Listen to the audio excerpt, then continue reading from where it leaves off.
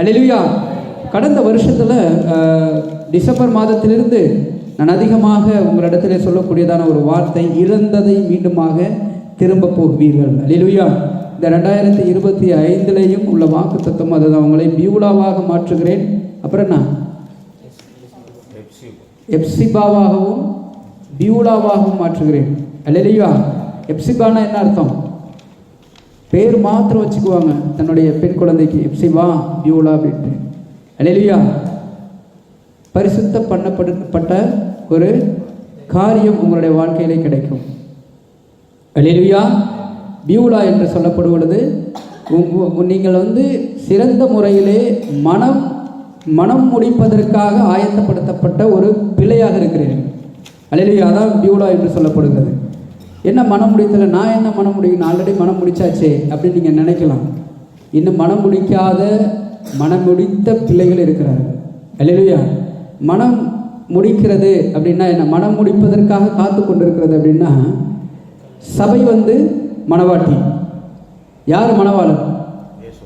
ஆண்டவராகிய இயேசு கிறிஸ்து. அப்போ திருமணம் ஆகுறதற்கு நம்ம என்ன யோசிக்கிறோன்னா, நம்மளுடைய எதிர்கால மனைவி எப்படி இருக்கணும், எதிர்கால கணவன் எப்படி இருக்கணும்னு இருபாலருமே யோசிப்போம். அல்லேலூயா. முதலாவது யோசிக்கிறது என்னன்னு சொல்லுங்களேன். உங்கள் மனைவி எப்படி இருக்கணும்னு யோசிப்பீங்க. சரி, 2 பேர் திருமணம் ஆகாதவர்கள் இருக்கிறாங்க. 2 பேருமே யாராவது ஒரு காரியத்தை சொல்லுங்கய்யா. எதிர்கால மனைவி எப்படி இருக்கணும்? வெல் செட்டில்டு ஃபேமிலி, செல்வத்தோடு இருக்கணும். இவர் உட்காந்தியே மனைவியினுடைய சாப்பாடை சாப்பிட்டுட்டு இருக்கலாம்ட்டு. ஜான் எப்படி இருக்கணும்? அப்பா அம்மாவை நல்லா பார்த்துக்கணும், நல்லா பார்த்துக்கக்கூடிய பெண்ணாக இருக்கணும். அல்லேலூயா. அப்போ இன்னும் நிறைய பேர்த்திட்ட நம்ம கேட்டோம்னா நிறைய பேர் சொல்லுவாங்க. அல்லேலூயா. சரி, மனம் முடித்த ஆட்கள், நான் இப்படியெல்லாம் எதிர்பார்த்தேன் ஆனால் ஒன்றுமே இல்லை பிரதர் அப்படின்னு சொல்லக்கூடிய ஆட்கள் இருக்கிறீங்களா? எல்லாருமா சொல்லுங்களேன். யார் என்ன எதிர்பார்ப்பீங்க? தன்னுடைய மனைவி வந்தால் இப்படி செய்ய வேண்டும், இப்படி இருக்க வேண்டும். தன்னுடைய கணவன் வந்தால் இப்படி இருக்க வேண்டும் என்று எதிர்பார்க்கக்கூடிய பிள்ளைகள் யார்? சொல்லுங்க. சம்பவம் ஏதாவது இருக்கிறதா? சரி, ஓகே. நேரத்தை வீணடிக்க வேண்டாம், நேரம் ரொம்ப குறைவாக இருக்கிறது. இப்போ இந்த 2 பேருமே சொல்லியிருக்கிறாங்க. அப்போ தேவனை, அதாவது என்னுடைய மனைவியோ என்னுடைய கணவனோ இப்படி தான் இருக்கணுங்கிறது நம்மளுடைய ஒரு எதிர்பார்ப்பு இருக்கிறதை போல தேவனாகிய கர்த்தர் மணவாளனாக இருக்கிறார். அல்லேலூயா. அந்த மணவாளனிடத்தில் நான் அவரிடத்துல மனைவியாக போகணும்னா எனக்குன்னு ஒரு எலிஜிபிலிட்டி வேணும். அல்லேலூயா. அல்லேலூயா. அப்போ அந்த எலிஜிபிலிட்டி உள்ள பிள்ளையாக உங்களை மாற்றப் போகிறேன் என்பது தான் பியூலா என்பதற்கு அர்த்தம். அது என்ன எலிஜிபிலிட்டி? இப்போ தேவனை நீங்கள் கை பிடிக்கிறீங்க அப்படின்னாக்க, தேவனோடு நீங்கள் போக போகிறீங்க பரலோக ராஜ்யத்துக்குன்னா எப்படி ஒரு எலிஜிபிலிட்டி வேணும்? மனம் செய்யக்கூடியதான ஒரு மணப்பெண்ணை போல நீங்கள் மாறணும். மணப்பெண்ணுனா எப்படி இருக்கணும்னா, அவர் என்ன உங்களிடத்துல எதிர்பார்க்கிறாரோ அதே போல் நீங்கள் மாறணும். அப்போ தான் நீங்கள் மணவாட்டியாக இருக்கிறீங்கன்னு அர்த்தம். அல்லேலூயா. இப்போ நினச்சி பாருங்கள், எத்தனை பேர் மணவாட்டியாக நம்ம வெயிட் பண்ணிட்டு இருக்கிறோம் அப்படின்ட்டு. இன்னும் நம்ம மணவாட்டிகளுக்கே நம்ம போகலை. ஏன்னா தேவனை எதிர்பார்க்கக்கூடிய பிள்ளைகள் நம்ம வேற. ஆனால் என்ன செஞ்சுட்டு இருக்கிறோம்? தேவனுக்கு பிடிச்ச காரியம் செய்கிறோமா? தேவன் சொல்கிற காரியம்லாம் நம்ம செஞ்சோமா? அல்லேலூயா. மனிதர்களாகிய நாமளே நம்மளுடைய மனைவியரிடத்திலோ நம்மளுடைய கணவனிடத்திலேயோ சில காரியங்களை எதிர்பார்க்கிறோம். அப்போ ஏசப்பா எவ்வளோ பெரிய பரிசுத்தம் உள்ளவர். நம்மளை அவர் பக்கம் சேர்த்துக்கணும்னா அவர் நம்மளை எவ்வளோ எதிர்பார்ப்பார். அல்லேலூயா. உன்னிடத்த அழகோ எதிர்பார்க்க மாட்டார். இல்லை நீ ஜிம்மு போயிட்டு நல்ல ஒரு கட்டழகாக இருக்கணும் எதிர்பார்க்க மாட்டார். ஒன்றே ஒன்று தான் எதிர்பார்ப்பார், நீ பரிசுத்தமாக இருக்கு. அல்லேலூயா. உன் சிந்தனையிலும் செயலிலும் எண்ணத்திலும் இந்த 3 காரியங்களிலும் நீ பரிசுத்தமாக இருக்கு. அப்போ என்ன பண்ணணும்? அனுதினமும் ஜெபிக்கணும், தேவனுடைய காரியத்தை தொடர்ச்சியாக செய்யணும், தேவனுக்கு பிடிச்ச காரியத்தை செய்யணும். இதெல்லாம் செய்ய தான் நீ என்ன மனவாட்டியாக மாறிக்கிட்டே இருக்கிற. அப்போ உங்களுக்கு இந்த வருஷத்தில் என்ன முக்கியமான வாக்குத்தத்தம் கொடுக்க போயிருக்கிறாருன்னா, உங்களை பியூலாவாக மாற்றுகிறேன் என்று சொல்லுகிறார். பியூலானா தேவன் உங்களை மனம் முடிப்பதற்காக ஆயத்தப்படுத்தப்பட்ட மணவாட்டியாக உங்களை மாற்றப் போகிறேன் என்று சொல்லியிருக்கிறார். அல்லேலூயா. இதான் வாக்குத்தத்தம். இந்த வருஷத்தினுடைய வாக்குத்தத்தம் தான். உங்களை நல்ல ஆசீர்வாதத்தோட மாட மாளிகையோட செல்வ செழிப்போடு ஆக்க போகிறங்கிற ஆசீர்வாதம் இல்லை. உங்களை எப்படி ஆக்க போகிறாருன்னா, மணவாட்டியாக உங்களை மாற்றப் போகிறேன். அப்படின்னா என்ன? தப்பு, பாவம், தேவனுக்கு பிடிக்காதது இதெல்லாம் செஞ்சுட்டு இருந்தீங்கன்னா 2024 முடிச்சிரு. இந்த 2025 உனக்கு பரிசுத்தத்தை கொஞ்சம் கொஞ்சமாக கூட்ட போகிறேன் அப்படின்னு சொல்கிறார். அதனால தான் உங்களை பியூலாவாக மாற்ற போகிறேன். அல்லேலூயா. இப்போ புரிஞ்சுக்கிட்டு எத்தனை பேருக்கு பியூலாகிறதுக்கு அர்த்தம் புரிஞ்சிருக்கு? அல்லேலூயா. உங்களை பியூலாவாக மாற்றப் போகிறேன் அப்படின்னாக்க மணவாளனை தெரிந்து கொள்வதற்கு சிறந்த மணவாட்டிகளாய் உங்களை உருவாக்க போகிறேன் என்று உங்களுக்கு இந்த வருஷத்தில் வாக்குத்தத்தம் கொடுக்கப்பட்டிருக்கிறது. அல்லேலூயா. அப்போ இது நல்லதொரு வாக்குத்தத்தம். இதை நீங்கள் பிடித்து கொள்ள வேண்டும். இந்த வாக்குத்தத்தின் பிரகாரமாக நீங்கள் வாழ்க்கை அனுதினமும் கொண்டு செல்ல வேண்டும். அல்லேலூயா, அல்லேலூயா. இப்போ இந்த வாரத்தில் எதை குறித்து தியானிக்க இருக்கிறோம் என்றால், எல்லா பிள்ளைகளுமே எதை இழந்தீர்களோ அதை அதிகமாக இனி பெறப்போகிறீர்கள். அல்லேலூயா. எதையெல்லாம் இழந்தீர்கள், எதையெல்லாம் இழந்தீர்கள், அதை எப்படி நாம் பெறுவது, இதுதான் இந்த வாரத்திற்குண்டான சிறிய ஒரு தேவனுடைய வார்த்தைகளை குறித்து நாம் தியானிக்க இருக்கிறோம். அல்லேலூயா. எதை இழந்தீர்கள், எதை எப்படி பெறப்போகிறீர்கள், புரியுதுங்களா? எதையெல்லாம் இழந்தீர்களோ அதை எப்படி நீங்கள் பெறுவீர்கள் சொல்லுங்களேன். மணி பிரதர் இருக்கிறாரு. பிரதர், உங்கள் வாழ்க்கையில் இதுவரையிலும் பிறந்ததிலிருந்து இதுவரையிலும் நிறைய இழந்திருப்பீங்க. என் வாழ்க்கையில் மறக்க முடியாத ஒரு இழப்புனா இந்த இழப்பு தான் அப்படின்ட்டு ஏதாவது ஒரு இழப்பு இருக்கா? செல்வத்தை இழந்திருப்பீங்க, இல்லையா? அதனால் சில கடன் பிரச்சனை இருப்பீங்க, அல்லது மன நிம்மதியை இழந்திருப்பீங்க, சமாதானத்தை இழந்திருப்பீங்க, குடும்பத்தில் பிரச்சனை, அதை நான் திரும்ப பெறணும் அப்படி ஏதாவது இருக்கிறதா? எதை இழந்தீர்கள்? ஏதாவது ஒன்று சொல்லுங்க. நிறைய இழந்திருப்பீங்க. பணத்தை இழந்திருக்கிறாரு, இல்லையா? வெங்கடேஷ் பிரதர் எதை இழந்திருக்கிறாரு? வாழ்க்கையை இழந்துட்டார், இல்லையா? இல்லைங்கய்யா, உண்மையை தான் அவர் சொல்கிறார். ஏன் நீங்கள் ஏன் அவர்கிட்ட ஒன்றும் பிரச்சனை இல்லை. சரி, நம்ம தேவன் சஞ்சரிக்கக்கூடிய இடத்துல இருக்கிறோம். அவர் உண்மையை தான் சொல்கிறார். ஏதோ அவர் எதை இழந்தாரோ அதை சொல்கிறார், இல்லையா? வாழ்க்கையே இழந்து போய் நான் சும்மா இருக்கிறேன் அப்படிங்கிறார். அது மாதிரி அப்போ இழந்தது ஒரு முக்கியமான ஒரு பிரச்சனையே இல்லை. இப்படிப்பட்டவர்களுக்காக தான் இந்த வாரத்தில் நம்ம தியானிக்க இருக்கிறது. அதான் இழந்தது எது வேணாலும் இழந்துரு, ஒன்றும் பிரச்சனை இல்லை. இழந்துட்டா ஓகே, அதை எப்படி திரும்ப பெறுவது, அல்லேலூயா? அதை எப்படி திரும்ப போகிறீர்கள், அதற்குரியதான ஒரு விளக்கத்தை இந்த வாரத்தில் நீங்கள் பெறப்போகிறீர்கள். யாரெல்லாம் வேதாகமத்தில் யாரெல்லாம் எதை இழந்தாங்க, அவங்க எப்படி திரும்ப பெற்றாங்க, அல்லேலூயா? அப்போ இழந்தவர்களை ஆண்டவராகிய கர்த்தர் முதல்ல ஏசப்பா எதுக்காக வந்தார், முதல்ல நீங்கள் அதை புரிஞ்சுக்கணும். நம்ம வாசிப்போம், வேதாகமத்தை எடுத்து வாசிச்சுக்கோங்க. லூக்கா எழுதிய புஸ்தகம் 19வது அதிகாரம் 10வது வசனத்தை எடுத்து வாசிங்க. வெங்கடேஷ் பிரதர் நல்லா கவனிங்க. லூக்கா புஸ்தகம் 19 10வது வசனம். இழந்து போனதை தேடவும் ரட்சிக்கவுமே மனுஷகுமாரன் வந்திருக்கிறார். அல்லேலூயா. எல்லாரும் சத்தமா அல்லேலூயா சொல்லுங்களேன். அல்லேலூயா. இப்ப பாருங்க, மனுஷகுமாரன்ங்கிறது யாரு? இயேசு கிறிஸ்துவ தான் மனுஷகுமாரன் சொல்லுவாங்க. எல்லா வேதாகமத்திலும் புதிய ஏற்பாடெல்லாம் பார்த்தீங்கன்னா எங்கெங்கெல்லாம் மனுஷகுமாரன் வந்திருக்கிறோம், அது எல்லாம் யாரை குறிக்கிறது? ஆண்டவராகிய இயேசு கிறிஸ்துவை குறிக்கிறது. அப்ப இயேசு கிறிஸ்து எதுக்காக இந்த உலகத்துக்கு வந்ததாக சொல்லுகிறார்? இழந்ததை தேடவும், இழந்து போனதை தேடவும், ரட்சிக்கவுமே மனுஷகுமாரனாக நான் இங்க வந்திருக்கிறேன் அப்படின்னு சொல்றேன். அல்லேலூயா. அப்ப அவர் என்ன இழந்தார்? எதை ரட்சிப்பதற்காக வந்திருக்கிறார்? இழந்தது எதுனா, தன்னுடைய பிள்ளை தன்னை விட்டு, பரிசுத்தத்தை விட்டு, தேவனை விட்டு வெகு தூரத்தில் திரும்ப ஓடிட்டான். அல்லேலூயா. அவன் என்னென்னலாம் அவர் அப்போ அவருக்கு ஒரு மிகப்பெரிய இழப்பு, தன்னுடைய பிள்ளை அவர் இழந்துட்டார். அல்லேலூயா. நீங்க பிறக்கும் பொழுது தேவனுக்கு ஒரு சந்தோஷம், எனக்காக என்ன குறித்து பேசுறதுக்காக, எனக்காக ஊழியம் செய்வதற்காக, எனக்காக என்னை ஆராதிப்பதற்காக, இந்த உலகத்தில் பல பேத்துக்கு இவன் பிரயோஜனம் ஆகிறதுக்காக நான் இந்த மனுஷனை இன்னைக்கு பிறக்க வச்சிருக்கிறேன் அப்படின்னு சொல்லி சந்தோஷப்படுறாரு. எல்லாருக்கும் நல்லா கவனிங்க, இந்த பாயிண்ட் தான் நீங்கள் நல்லா கவனிக்கணும். நம்ம பிறக்கும் போது ஒவ்வொரு இடத்துலையும் பரலோக ராஜ்யத்தில் சந்தோஷம் பிறக்கிறது, அதான் ரொம்ப முக்கியம். இன்னைக்கு நீங்கள் பிறந்த உடனே யார் சந்தோஷப்படுறாங்களோ இல்லையோ, ஆண்டவர் இயேசு கிறிஸ்து சந்தோஷப்படுகிறார். எனக்காக என் ஊழியத்தை செய்வதற்காக, பரிசுத்தத்தோடு வாழ்வதற்காக ஒரு ஜீவன் இந்த உலகத்தில் பிறந்திருக்குது அப்படின்னு சொல்லி சந்தோஷப்படுறார். ஆனால் நம்ம ஏஜ் ஆக ஆக ஆக நம்ம என்ன பண்ணுறோம்? அவருக்கு சந்தோஷத்தை கொடுக்கல, அவரை விட்டு ரொம்ப தூரத்தில் போக ஆரம்பிச்சிட்டோம். ஏதாவது ஒரு இதில் அடிமையாக சிக்கிக்கிட்டு, ஏதோ ஒரு பாவத்தில் விழுந்து, சர்ச்சுக்கு வராமல், ஆண்டவரை தேடாமல், ஆண்டவரிடத்துல ஜெபிக்காமல், ஆண்டவருடைய ஊழியத்தை செய்யாமல் ரொம்ப தூரத்தில் ஓடிட்டோம். அல்லேலூயா. அப்போ எவ்வளோ சந்தோஷப்பட்டாரோ, இழந்து போன அவருக்கு என்ன இழப்பு? நாம தான் இழப்பு. அல்லேலூயா. அவரை விட்டுட்டு நம்ம போயிட்டோம் பாருங்க, நம்மளை வந்து அவர் இழந்துட்டார். அப்போ நம்மளை இழந்ததுக்காக தேடுறதுக்காக மறுபடியும் ரட்சிப்பை ஏற்படுத்தி மீண்டுமாய் கொண்டு வருவதற்காக இந்த தேசத்திற்கோ இந்த உலகத்திற்கோ அவர் வந்திருக்கிறார். இதுதான் அர்த்தம். அல்லேலூயா. இழந்ததை தேடவும் உங்களை ரட்சிப்பதற்குமே நான் வந்திருக்கிறேன். என்னை விட்டு ரொம்ப தூரத்தில் நீ ஓடிட்டேன், நான் உன்னை மறுபடியும் பிடிச்சி இழுத்துட்டு வரணும், உன்னை ரட்சிப்பு ஏற்படுத்தணும், உன்னை மறுபடியும் நான் பரலோக ராஜ்யத்துக்கு கொண்டு போகணும். அதற்காக தான் ஆண்டவராக இயேசு கிறிஸ்து உங்கள் ஒவ்வொரு மத்தியிலும் இருக்கிறார்.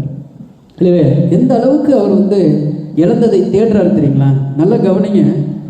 பொதுவாக எல்லா தேசத்திலையும் நடக்கிறது, ஆனால் இந்திய தேசத்தில் இது அதிகமாக நடக்கிறது. ஸ்ரீலங்காவில் இருக்குமா என்னன்னு தெரியல. சின்ன சின்ன குழந்தைகளை அதிகமாக கடத்தக்கூடியதான காரியங்கள் அதிகமாக இருக்கும். இல்லையா? இன்றைக்கி பள்ளிக்கு போகிறாங்க அப்படின்னாக்கா அப்பா அம்மா சந்தோஷமாக அனுப்பிச்சி விடுவாங்க. ஆனால் திரும்ப வர்றதுங்கிறதெல்லாம் சாத்தியம் இல்லை. இல்லையா? எதிர்பார்க்க முடியாது. எங்களெல்லாம் நாங்கள் சின்ன வயசில் இருக்கும் பொழுதுங்க எல்லாருமே சில தலைமுறையெல்லாம் வேறு மாதிரி வந்துட்டீங்க. எங்களுடைய தலைமுறையெல்லாம் பார்த்தீங்கன்னா, அப்போ எங்களுக்கு பின்னாடி உள்ள தலைமுறைலாம் அதை விட அதிகமான ஒரு பயன் இருக்குது. எங்களை புறப்படுறதுக்கு அப்பா அம்மாலாம் எங்களை புறப்பட வச்சுக்கவே மாட்டாங்க. பேகை மாட்டுறது, லஞ்சு பேக் எடுத்து கொடுக்குறது, கொண்டு போய் பஸ்ஸில் ஏற்றி விடுறது, இந்த ஒரு காரியமும் என் வாழ்க்கையில் இது வரைக்கும் நேரிட்டதில்லை. அல்லேலூயா. எல்லாருடைய வாழ்க்கையில் அதுதான். நாமளாக போய் குளிப்போம், நாமளாக போய் பையன் எடுத்துகிட்டு போவோம், நம்ம பாட்டுக்கு ஸ்கூலுக்கு போவோம். சாப்பாடு கட்டிட்டு போடா அப்படின்னு சொல்லிடுவாங்க. அல்லேலூயா. சாப்பாடு நான் ஏன்னா நம்ம காலையில் எழுந்திரிக்கும் போதே ஃபஸ்ட்டு அப்பா அம்மா இருக்க மாட்டாங்க. ஆனால் அதுக்கு முன்னாடியே 5 மணிக்கெல்லாம் வேலைக்கு போயிடுவாங்க. அல்லேலூயா. நம்ம திரும்ப வரும்போது அப்பா அம்மா இருக்க மாட்டாங்க. அப்போ அப்படிப்பட்ட ஒரு சூழலை நம்ம வளர்ந்தோம். ஆனால் இப்போ அந்த மாதிரி சூழல் இல்லை. பிள்ளையை வந்து கவனமாக அனுப்பிச்சுட்றாங்க. பேக்கு கொடுத்து, சாப்பாடு கொடுத்து, லஞ்சு பேக்கு எல்லாமே கொடுத்து அனுப்பிச்சுட்றாங்க, புத்தகம்லாம் கொடுத்து அனுப்பிச்சுட்றாங்க. ஆனால் திரும்ப வரும்பொழுது எத்தனையோ பிள்ளைகள் கடத்தப்பட்டு காணாமல் போயிடுறாங்க. அல்லேலூயா. அந்த குழந்தைங்களாம் என்ன பண்ணுறாங்கன்னா, அந்த குழந்தைய வந்து கடத்தும் பொழுது சில சாரார் சொன்னதை தான் நான் சொல்கிறேன். நிறைய இடத்துல வேறு விதமாக யூஸ் பண்ணுறாங்க. கரப்பாம்பூச்சி எடுத்து கண்ணில் வச்சு கட்டிடுவாங்க. கரப்பாம்பூச்சி கொஞ்சம் கொஞ்சமாக என்ன பண்ணணும்னா அந்த கருவிலியை வந்து டேமேஜ் ஆகும், பார்வை இழந்து போயிடுவாங்க. கையை வச்சுக்கிட்டே இருப்பான், டக்குன்னு கையை உடைச்சிருவான், காலை டக்குன்னு உடைப்பான். இதெல்லாம் இந்த குழந்தைகளை கொண்டு போய் நேராக குழந்தைகளை கொண்டு போய் எங்கன்னா பிச்சைக்காரர்கள் சங்கம்னு ஒன்று இருக்குது. அதை வந்து ஆர்கனைஸ் பண்ணக்கூடிய ஒரு தலைவர் அவன்கிட்ட போய் விற்றுருவான். அவன் அந்த குழந்தைய யூஸ் பண்ணி உட்கார வச்சு பிச்சை எடுக்க வச்சு, கண்ணு போனால் அதுக்கு அதிகமான வேலை, கை கால் போனால் அதுக்கு தனி வேலை, இப்படியெல்லாம் வந்து குழந்தைகளை அதிகமாக பயன்படுத்தி கொண்டிருக்கிறார்கள். அல்லேலூயா. இதெல்லாம் எத்தனை பேருக்கு தெரியும்னு தெரியல. அப்போ இதெல்லாம் விஷயம் தெரிஞ்சிருந்த ஒரு பெற்றோர்கள் ஒரு பிள்ளை காண போச்சுன்னா அப்போ எவ்வளோ துடிப்பாங்க. அல்லேலூயா. நம்ம நினச்சி பார்ப்போமே, நம்மளுடைய குழந்தை போயிட்டு திரும்ப வரலன்னா எவ்வளோ வேதனை பண்ணுவோம். அப்போ இழந்து போச்சு, என் குழந்தை போயிடுச்சு, அந்த குழந்தை இல்லைன்னா அவ்வளோதான், கதி கலங்கிடும். 5 மணி 6 மணி ஆயிடுச்சுன்னா குழந்தை வரலன்னாவே ஆரம்பிச்சிடும் அழுக. அல்லேலூயா. நமக்கு பலவிதமான சிந்தனைகள் ஓட ஆரம்பிக்கும். அதே போல தான் இன்னைக்கு தேவன் நம்மளை உருவாக்கி இருக்கிறாரு. அவர் எதுக்காக ஆசைப்பட்டு நம்மளை இந்த உலகத்துக்கு படைச்சாரு, அந்த காரியத்தை நீங்கள் செய்யாமல் நம்ம தூரத்தில் விட்டு நம்ம போகிறோம் பாருங்கள். அந்த ஒரு தவிப்பு, ஒரு தாய் எப்படி தவிக்கிறாளோ அதே போல தான் ஆண்டவராகிய இயேசு கிறிஸ்து இந்த உலகத்தை நம்ம படைச்ச தெய்வம் என்ன பண்ணுறாரு, இழந்ததை தேடுறாரு நம்மகிட்ட. ஐயோ என் பிள்ளை ரொம்ப தூரத்தில் ஓடிட்டாங்க, திரும்ப வரலையே என் பக்கம், திரும்ப ஆலயத்துக்கு. இன்றைக்கி ஒரு நாள் ஒரு வாரம் நீங்கள் ஆலயத்துக்கு வரணும்னா அவர் மன குமுறலோடு வேதனையோடு இருக்கிறார். ஒருவேளை தப்பான பாதையில் அவங்க போயிடுறாங்க. அல்லேலூயா.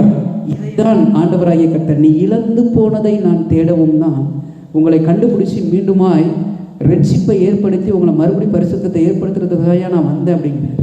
இதை முதல்ல நம்ம புரிஞ்சுக்கணும். அல்லேலூயா. இன்னைக்கு சர்ச்சுக்கு வர்றது ரொம்ப முக்கியம் இல்லை. சில பேர் வாரம் அட்டெண்டன்ஸ் போடணும், அது முக்கியம் இல்லை.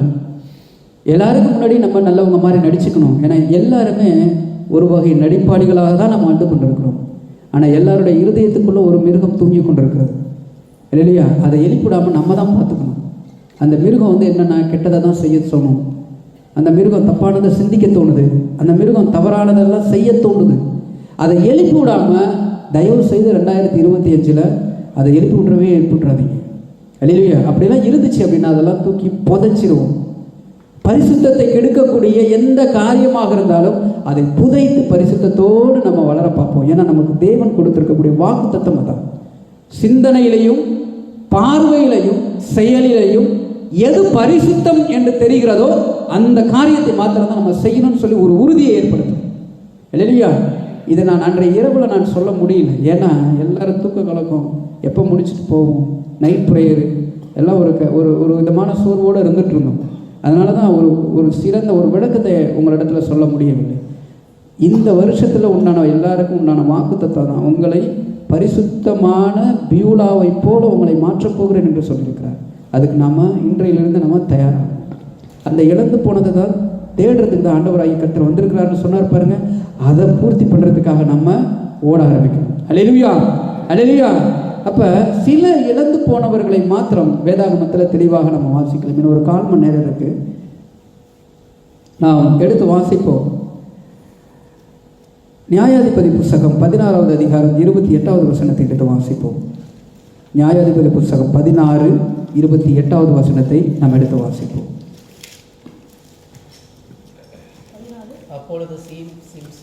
அப்பொழுது சிம்சோன் கர்த்தரை நோக்கி கூப்பிட்டு கர்த்தராகிய ஆண்டவரே, எல்லாரும் கவனிங்க, இது ஒரு ஜெபம், சிம்சோன் பண்ணுகின்ற ஜெபம். கர்த்தராகிய ஆண்டவரே, நான் என் 2 கண்களுக்காக ஒரே தீர்வாய் பெலிஸ்தர் கையிலே பழி வாங்கும்படிக்கு இந்த ஒரு விசை மாத்திரம் என்னை நினைத்தருளும் தேவனே பலப்படுத்தும் என்று சொல்லி சிம்சோன் அந்த வீட்டை தாங்கி நிற்கிற 2 தூணையும் ஒன்றை தன் வலது கையினாலும் மற்றொன்றை தன் இடது கையினாலும் பிடித்துக்கொண்டு என் ஜீவன் பெலிஸ்தரோடே கூட மடிய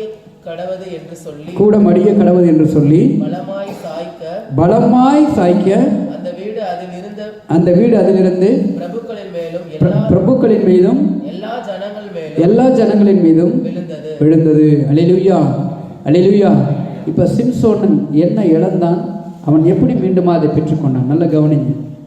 முடிந்தவர்கள் எல்லாம் வேதாகமத்தை முடி வச்சு நல்லா கவனத்தோடு இருப்போம். அதாவது எல்லாருக்குமே இழந்து போனது, ஏதாவது ஒரு காரியத்தில் நம்ம இழந்து போயிட்டோம். சிம்சோனுக்கும் அவனுடைய வாழ்க்கையில் இழந்து போனது என்னன்னா, சிம்சோனுக்கு இருந்தது என்ன? மிகப்பெரிய ஆண்டவராகிய கர்த்தர் கொடுத்திருக்கிறது என்னது? பலம். 1000 பேர் வந்தாலும் அவன் ஒரே ஆளே அடிச்சு தீத்துருவான். அப்படிப்பட்ட பலம் கொடுத்திருக்கிறார். போன தடவை நம்ம தியானிச்சோம். வேதாகமத்தில் நசரேயன் என்று சொல்லக்கூடியது 2 பேர். யாரை சொல்லியிருப்பாங்க வேதாகமத்தில்? சிம்சோனையும் இயேசு கிறிஸ்து. எல்லாம் தெரிஞ்சுக்கணும். ஏன்னா போன வருஷம் எல்லாம் நிறைய வேதாகமத்தை குறித்து நிறைய பேசினோம், உங்களுக்கு புரியும்படியும் சொல்லியிருந்தோம். மறுபடியுமாக இந்த வருஷத்தில் தேவன் அடியனை ஏவினதுனால நிறைய நீங்களும் தெரிந்து கொள்ளும் என்று சொல்லுகிறேன். நசரேயனாகிய சிம்சோன், நசரேயனாகிய இயேசு கிறிஸ்து. அப்ப நசரேயன் அப்படின்னா என்ன பண்ணணும்? என்ன அர்த்தம்னா பரிசுத்தவான். இல்லையா? சில கொள்கைகள்லாம் இருக்குது, அந்த கொள்கைகள்லாம் எதுலையுமே மீறக்கூடாது. அந்த மீறாமல் இருக்கக்கூடியதுக்கு பேர் தான் நசரேயன். நசரேயன்னா கடைசி வரைக்கும் ஒரு ஆளுக்கு பலன் இருந்துக்கிட்டே இருக்கும். ஒரு இது குறைஞ்சிட்டுனாவே, ஒரு இதை மீறிட்டாவே அந்த பலன் போயிடும். அது என்ன பலன்னா, சின்ன வயசுலேருந்தே அவங்க முடி வெட்டக்கூடாது ஃபர்ஸ்ட்டு. 2வது, இறந்து போனதை அவங்க டச் பண்ணி அதை சாப்பிட்டு இறந்து போனது பக்கமே போயிடக்கூடாது. அல்லேலூயா. இப்படி சில கொள்கைகள்லாம் இருக்குது. இதெல்லாம் ஃபாலோ பண்ணணும் அவங்க. அல்லேலூயா. இதெல்லாம் ஃபாலோ பண்ணணும். அதே போல் திராட்சை ரசம் குடிக்கக்கூடாது, மது அருந்தக்கூடாது. இதெல்லாம் சில கட்டுப்பாடு இருக்கிறது. அதை ஃபாலோ பண்ணுறவங்களுக்கு பேர் தான் நசரேயன்னு சொல்லுவாங்க. அதில் 2 பேத்துக்கு கருவில் இருக்கும் பொழுது தேவன் சொல்லியிருப்பாரு, இவன் நசரேயனாக வளருவான் என்று. அல்லேலூயா. சிம்சோன் கருவில் இருக்கும் பொழுது அவங்க தாயார் இடத்துல பரிசுத்தவான்னு சொல்லியிருப்பாரு, இவன் நசரேயன். நசரேயன்னா நீ இந்த காரியெல்லாம் உன் பிள்ளைகிட்ட சொல்லி வளர்க்கணும். அதே போல் ஆண்டவராகிய இயேசு கிறிஸ்து கருவில் இருக்கும் பொழுது நசரேயன் என்று சொல்லப்பட்டார். அல்லேலூயா. அப்போ இவங்க ஆண்டவராகிய இயேசு கிறிஸ்து அதை ஃபாலோ பண்ணாரு, இன்னைக்கு பரிசுத்தவானா இருக்கிறார். சிம்சோன் ஃபாலோ பண்ணாங்க, அவ்வளோதான். அப்போ சிம்சோன் இயேசு கிறிஸ்துவுக்கு ஈக்குவலாக வந்தார். அவனுக்கு எவ்வளோ பெரிய கிரியை பாருங்க. ஆனால் நம்ம அதை பெற்றுக்கொள்ளவில்லை. அப்போ என்னாச்சு? இப்படியெல்லாம் வாழ்ந்தான். ஆண்டவராகிய கர்த்தர் அவனுக்கு அவனுடைய தாயார் இடத்துல சொல்லி வளர்ந்த ஒரு பிள்ளை. ஆனால் வாலிப வயசில் என்ன பண்ணான்? எல்லாத்தையும் இழக்க ஆரம்பித்தான். அவங்க அப்பா அம்மா பேச்சை வந்து ஃபஸ்ட்டு மீறினான். அவங்க அப்பா அம்மா சொன்னாங்க, டேய் அந்த பொண்ணை வந்து பார்க்காத, அந்த பொண்ணை திருமணம் பண்ணாத, அந்த பொண்ணை விரும்பாதன்னு சொல்கிறான். ஆனால் இவன் ஓடி போய் அந்த பொண்ணை தான் திருமணம் பண்ணுவேன்னு சொல்கிறான். வேசித்தனத்தில் விழுறான். ஒரு பெண்ணை மாத்திரம் இல்லை, பல பெண்களை வேசித்தனத்திற்கு உண்டாக்கி அவன் தப்பான ஒரு பாதையில் போகிறான். அதே போல் அவன் நடந்து போயிட்டு இருக்கும் பொழுது சிங்கம் இறந்து கிடக்கும். அதில் ஒரு தேன்கூடு, இறந்து போன சிங்கத்தினுடைய உடலில் வந்து தேன்கூடு இருந்திருக்கும். அவன் போகும்பொழுது அந்த தேன்கூடு எடுத்து அவன் பாட்டு சாப்பிட்டுட்டு போவான். அப்போ எல்லாத்தையும் அலட்சியப்படுத்தணும். அவனுக்கு என்னென்னலாம் ஃபாலோ பண்ணணும்னாங்களோ அது எல்லாத்தையும் மீறணும். இல்லையா? அப்போ கொஞ்சம் கொஞ்சமாக அவன் 1000 பேரை அடிக்கக்கூடிய பலசாலியாக மாறக்கூடிய அவன் கடைசியில் அவனுடைய காதலியினால் கவரப்பட்டு யாரெல்லாம் எதிராளிகளாக இருக்கிறாளோ எதிராளிகளால் கைதாகப்படுகிறான். இல்லையா? அவனை கைது பண்ணி 2 கண்ணை பிடிக்கிட்டாங்க.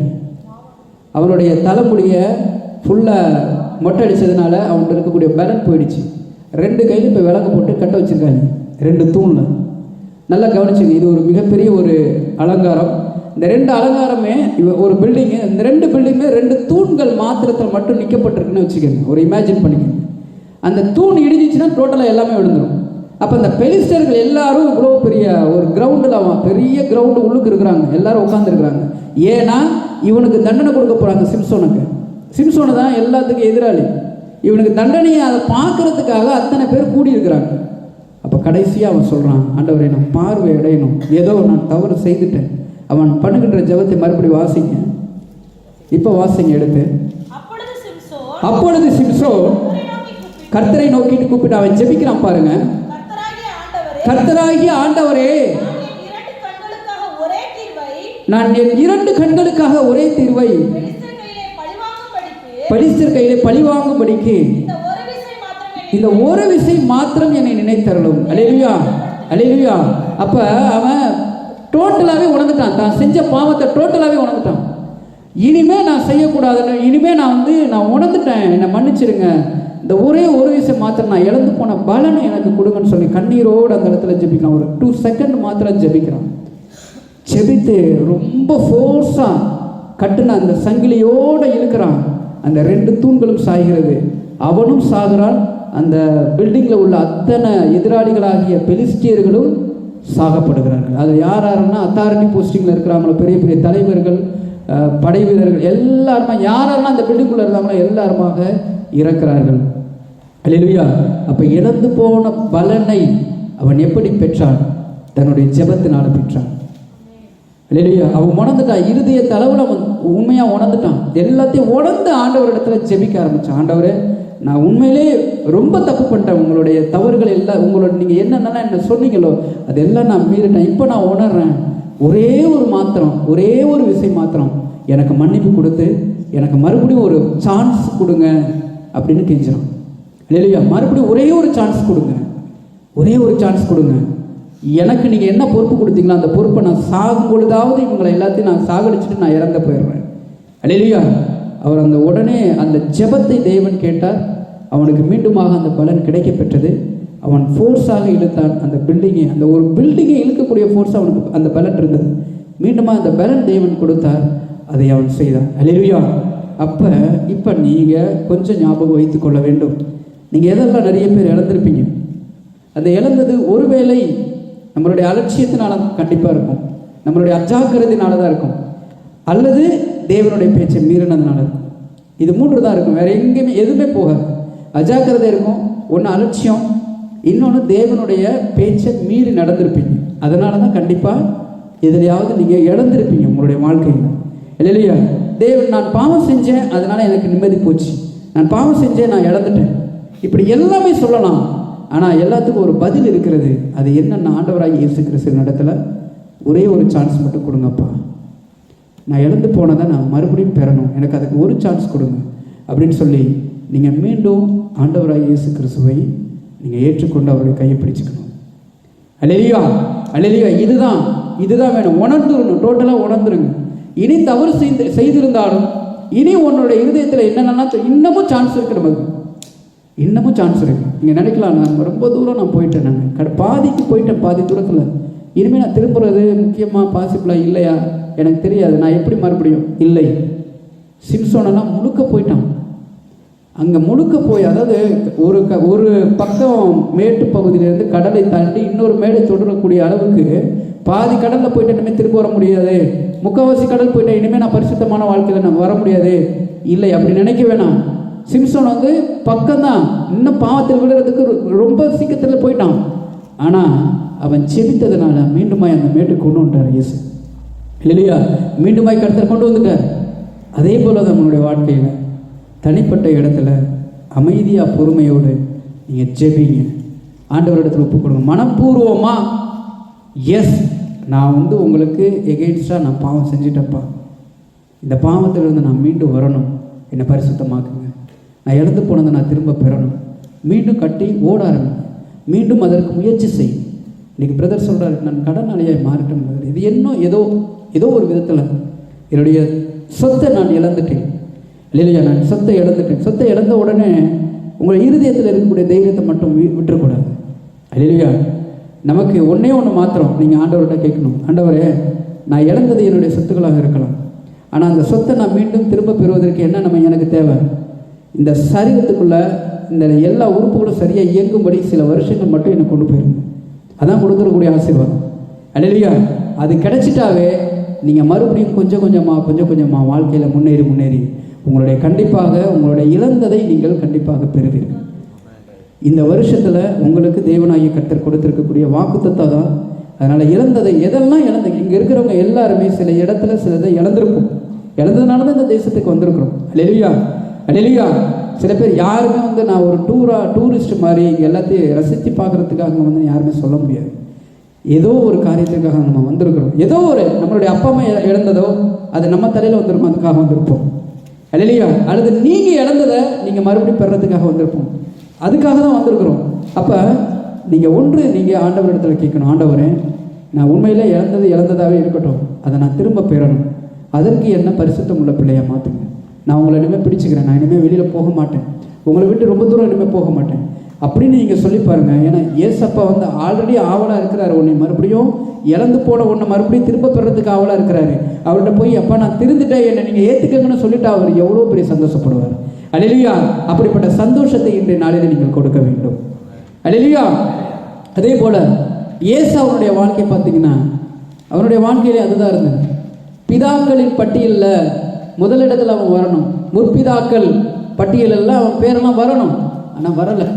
காரணம் என்னென்னா அவன்கிட்ட இருந்த அலட்சியம். அல்லேலூயா.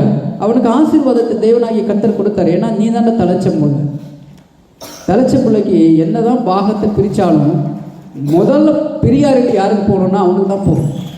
ஆனால் அவன் என்ன பண்ணுறான், ஜஸ்ட்டு ஒரு சின்னதான ஒரு உணவுக்காக, அந்த அன்னைக்கு உண்டான பசியை போக்குறதுக்காக. அல்லேலூயா. நிறைய பேர் அதுதான் சொல்லுவாங்க. இன்றைக்கி நிறைய குடிகாரர்கள்லாம் என்ன பண்ணுறாங்க அப்படின்னாக்க, அன்னைக்கு அந்த குடியில் அன்னைக்கு சந்தோஷமாக இருக்கணுங்கிறதுக்காக மிகப்பெரிய கொண்டு போய் வச்சுருவாங்க. அதே போல் சூதாட்டக்காரங்கலாம் பார்த்தீங்கன்னா ரொம்ப கஷ்டம். அம்மா தூங்கிட்டு இருக்கும் பொழுது காதெல்லாம் அறுத்துட்டு கொண்டு போய் வச்சுட்டு போய் தோத்துட்டு மறுபடியும் வருவான். இல்லையா? ரொம்ப மோசமான சூழல் எல்லாம் ஆண் பிள்ளைகளும் ஒரு அரகண்டான ஒரு சூழல்லாம் வாழ்ந்து கொண்டு இருந்தாங்க. இல்லையா? இதெல்லாம் இப்படியெல்லாம் இழந்தாங்க, இப்படியெல்லாம் நிறைய பேர் இழந்தாங்க. ஆனால் மறுபடியும் நீங்கள் ஆண்டவரிடத்தில் கேட்கணும். ஏசா தன்னுடைய வாழ்க்கையில் எல்லாவற்றையும் இழந்தான். புத்திர சுவிகாரத்தை அவன் இழந்தான். தன்னுடைய முதல் குமாரன், நான் தான் முதல் குமாரன், அவனுக்கு தான் கிடைக்கணும் ஆசீர்வாதம். ஆனால் அவன் தம்பி வஞ்சித்து அவனிடத்தில் பெற்றுக்கொண்டான். உனக்கு அந்த ஆசீர்வாதம் இருக்குல்ல, அந்த ஆசீர்வாதத்தை என்கிட்ட கொடு, இப்போ நீ பசியாக இருக்கிற இந்த ஃபுட்டை வச்சுக்க. ஒரு உணவுக்காக அந்த ஒரு ஆசீர்வாதத்தை இழந்தான். அல்லேலூயா. இப்படி நிறைய காரியத்தை அவன் அலட்சியப்படுத்தினான். நல்லா கவனிச்சு பாருங்க. ஆண்டவராகிய கர்த்தர் உங்களுக்கு நிறைய ஆசீர்வாதத்தை கொடுத்துருக்கிறார். ஆனால் நிறைய பேர் அதை பயன்படுத்தாமல் அலட்சியப்படுத்துகிறோம். அதான் ரொம்ப முக்கியம். என்னைக்கு எந்த மனுஷனிடத்தில் அலட்சியம் இருக்கிறதோ, அவங்களிடத்துல நிறைய இழப்புகள் வந்து கொண்டே தான் இருக்கும். அல்லேலூயா. ஆண்டவரிடத்துல ஜெபித்து கொள்ளுங்க, விவரமாக இருங்க, எல்லா இடத்துலையும் தந்திரமாகவும் இருங்க. அதுதான் ரொம்ப முக்கியம். அல்லேலூயா. தந்திரமாகவும் இருக்கணும், விவரமாக இருக்கணும், எதையும் அலட்சியப்படுத்தக்கூடாது. சின்ன ஓட்டை தானே, அது நாளைக்கு அடைச்சிக்குவோம் அப்படின்னு நம்ம விட்டுறக்கூடாது.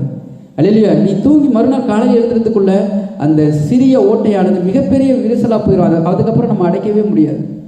என்னதான் நீங்கள் செஞ்சாலும் முடியாது. ஒரு சிகரெட்டு தானே, இது என்ன நம்ம ஏற்படுத்தும் அப்படின்னு நம்ம அலட்சியப்படுத்திட்டு, நம்மளுடைய ஆசீர்வாதத்தை அலட்சியப்படுத்திட்டு அதை அடிக்க ஆரம்பிப்பாங்க. மறுநாள் அது இல்லாமல் அவங்களால முடியாது. 2, 3, அதுக்கப்புறம் வாரம் முழுக்க அது இல்லாமல் போயிடும். இல்லையா? இப்படி ஒவ்வொரு விஷயத்திலையும் ஆண்டவர் உங்களுக்கு கொடுத்திருக்கக்கூடிய ஆசீர்வாதத்தை அலட்சியப்படுத்தி நாளைக்கு திருந்தலாம், நாளைக்கு மாறிக்கலாம்னு சொல்லி சில விஷயத்துல நீங்க விழுந்துறதுனால தான் உங்களுடைய சரீரத்துக்குண்டான பலனை நீங்க அலட்சியப்படுத்து. கடைசியில் எப்போ நீ ஆரோக்கியமா இருக்கணும்னா அப்போ உடம்பு சப்போர்ட் பண்ணாது. நல்லா புரிஞ்சுக்கணும். இன்னைக்கு 25 வயசு இருக்கு, 30 வயசு இருக்கு, நான் என்னதான் தப்பான காரியம் செய்தாலும் இந்த உடம்பு ஏத்துக்குது அப்படின்னு சொல்லிட்டு நீங்க ஓடலாம். ஆனா 40 வயசுல தான் உங்க பிள்ளைகள் தேவைன்ட்டு நிறைய இருக்கும், காரியங்கள் நிறைய இருக்கும். 40லிருந்து 50 வயசு வரைக்கும் தான் நீங்கள் குடும்பத்திற்கு செய்ய வேண்டிய காரியங்கள் நிறைய அப்போ தான் வர ஆரம்பிக்கும். அப்போது உங்கள் பாடி சப்போர்ட் பண்ணாது. என்னதான் நீங்கள் அந்த 40க்கு முன்பதாக நீங்கள் சம்பாதிக்கிறீங்களோ அதுதான் அந்த 40லிருந்து 50 வரைக்கும் சப்போர்ட் பண்ணும். அதனால் எதையும் அலட்சியப்படுத்தாதீர்கள். தன்னுடைய சரீரத்துக்குள்ள தேவனாகி கொடுத்திருக்கக்கூடிய ஆசீர்வாதத்தை எல்லாத்தையும் பயன்படுத்துங்கள். அதுதான் ரொம்ப முக்கியம். எதை இழந்தீர்களோ அதை மீண்டுமாக திரும்ப பெற வேண்டும் என்றால் ஆண்டவரிடத்தில் அலட்சியமாக இருக்காதுங்க. அப்படி இழந்து போனீங்கன்னா ஆண்டவரிடத்தில் கேளுங்க. மறுபடியும் அதை தொடாத அளவிற்கு, மறுபடியும் அந்த பக்கம் போகாத அளவிற்கு தேவனிடத்தில் எப்படி இருக்கணுமா? பரிசுத்தமாக இருக்கணும். ஏசா அலட்சியப்படுத்தினான், சிம்சோன் அலட்சியப்படுத்தினான், அவனுடைய வாழ்க்கை எல்லாம் நரகமாக மாறினது. அல்லேலூயா. அப்புறம் தேவனிடத்தில் போய் அதை திரும்ப பெற்றுக்கொண்டார்கள். அல்லேலூயா. இப்படி ஒவ்வொன்றாக சொல்லலாம். அதே போல கடைசியாக ஒரே ஒரு ஆளை மாத்திரம் நான் சொல்லுகிறேன். நான் அலட்சியப்படுத்தலை, நான் கரெக்டாக தான் இருக்கிறேன், நான் தேவனை தரிசிக்கிறேன், வாரம் வந்துட்டு இருக்கிறேன், ஆனால் என் வாழ்க்கையில் நிறைய இழப்புகள் வந்துக்கிட்டே இருக்கு அப்படின்னு நினைக்கலாம். யோபு ஒரு ஆளை மாத்திரம் நீங்கள் உதாரணமாச்சு. பிரதர், நான் சர்ச்சுக்கு வந்துட்டு தான் இருக்கிறேன், வாரம் நான் பரிசுத்தமாக ஜெபிக்கிறேன், நான் தேவன் சொன்ன எல்லா காரியங்களையும் பயன்படுத்திக்கிட்டு தான் வரேன், ஆனால் இன்னும் நான் என் வாழ்க்கையில் நிறைய இழப்புகள் அனுதினமும் வந்துக்கிட்டே இருக்குதே. அப்போ இது பிசாசனுடைய தந்திரமாகவும் இருக்கும். நல்லா புரிஞ்சுக்குங்க. என்ன பண்ணுவாங்க? யோபு உத்தமனாக இருந்தான். ஏசப்பாவே சாட்சி சொல்கிறாரு, அதாவது கர்த்தரே சாட்சி சொல்கிறாரு, இந்த பூலோகத்தில் உத்தமமான மனுஷன் யோபுவை தவிர வேறு யாருமே கிடையாது அப்படிங்கிறாரு. அப்படி சாட்சி சொன்ன ஒரு ஆடு அவர் நிறைய இழக்கிறார். திடீர்னு இழக்கிறாரு. பிறந்த பிள்ளைங்க எல்லாமே இழந்துடுறாரு. பார்க்குறான், இன்னொரு வேலைக்காரன் சொல்கிறான், உங்களுடைய பிள்ளைகளெல்லாம் அந்த சந்தோஷமாக இருந்தாங்களே அந்த வீட்டில், அந்த வீடு இடிச்சு போய் உங்கள் பிள்ளைங்கள்லாம் செத்து போச்சுங்க. இன்னொருத்தன் வரான், உங்களுடைய மிருகங்கள் நான் மேய்ச்சிட்டு இருந்தேன், ஏதோ ஒரு இடி மாதிரி வந்துச்சு, எல்லா மிருகங்களும் கருகி போச்சு. இன்னொருத்தன் வரான், உங்களுடைய சொத்துக்கள் பாதி அபகரித்து எல்லாமே இறந்து போச்சு, எல்லாம் மாயமாய் போச்சு. இப்படி ஒவ்வொரு நாளுமே அவனுக்கு தப்பான செய்திகளாக வந்துட்டு இருக்குது. கடைசியாக பார்த்தாக்க அவன் உடம்புலையும் வியாதி வந்துருச்சு.